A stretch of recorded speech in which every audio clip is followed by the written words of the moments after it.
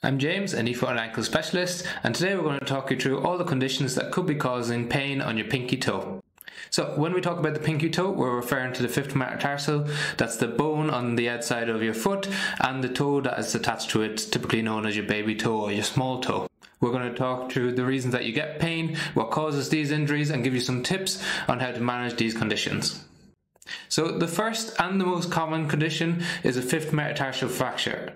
As you can see from the diagram, we can get different types of fractures and different locations. We can get a fracture on the head, on the shaft, we can get a fracture called a Jones fracture, we can get a stress fracture, and we can get an avulsion fracture. So all of these can happen due to different mechanisms of injury.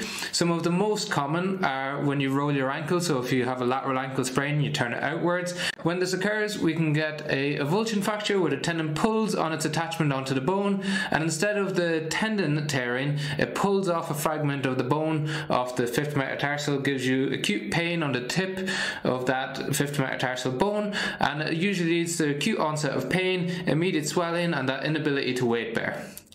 One of the other most common ones that we see in our clinic is a stress fracture to the fifth metatarsal. We know this is a common injury site for runners.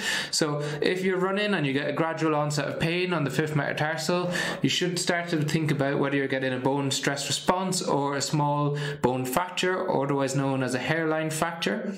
These are common in people who are gradually increasing their mileage, or they don't have protective footwear that's helping to absorb the cushioning. It leads to an overload of the bone and causes a fracture of the site. You can get other types of fractures of the fifth metatarsal. Say if something falls on top of the bone, that's more of a traumatic injury, and that can cause a fracture, so something like a heavy weight or heavy object in your home.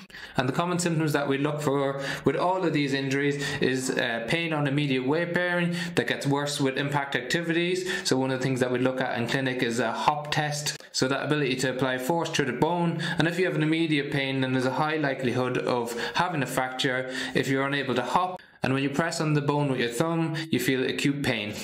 Most of these fractures need to get examined by a professional, and normally we go for an x-ray in the first port of call. If that shows up a fracture, the majority of these, especially if they're stable, they go into a cam walker boot and are managed for 4 to 6 weeks before beginning physical therapy, and this should be under the guidance of a health professional.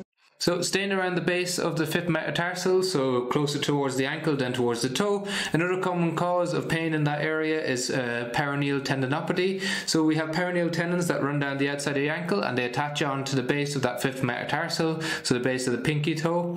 If that tendon becomes overloaded, again through running or impact activities, it becomes what we classify as tendinopathic, and that results in change to the structure of the tendon itself. So it has a different pattern of pain than that of a fracture, in terms of when you exercise, it's often worse at the start, improves as you get going, and then it's worse again afterwards, whereas with a fracture the pain just gradually increases the more impact or force that you apply through it.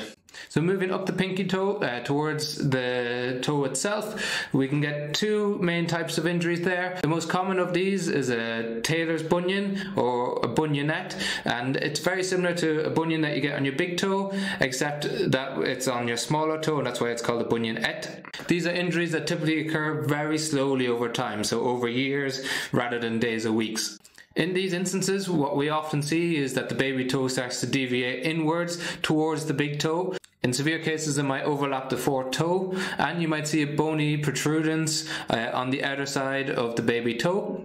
This is not in fact a bony growth, it's a change in position of the metatarsal and of the phalanx, so of the toe, and that causes that protrudence on the outside of your foot.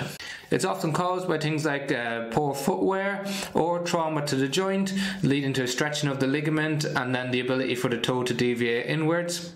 In terms of management, it's quite difficult, so we can try some peroneal tendinopathy exercises like the one in this video.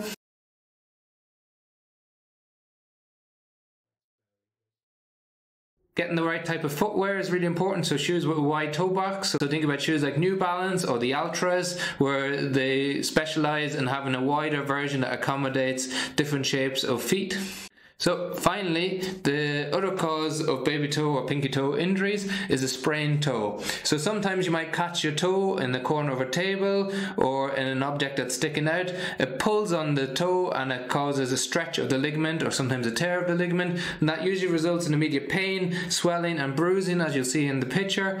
It can occur quite easily, so we do see it quite often, although they don't generally come into clinic, because after about 7 to 9 days they settle down themselves. What you can do to try and manage it is just tape it to the fourth toe, and that helps give a bit of protection, reduces the risk of catching it again, and usually these settle down quite quickly, and if they don't, we'd recommend seeing a professional. So hopefully these 4 conditions help you to isolate what is causing your pinky toe pain. If you've got any questions, leave them in the comment section, and if you found the video helpful, please like and subscribe to our channel.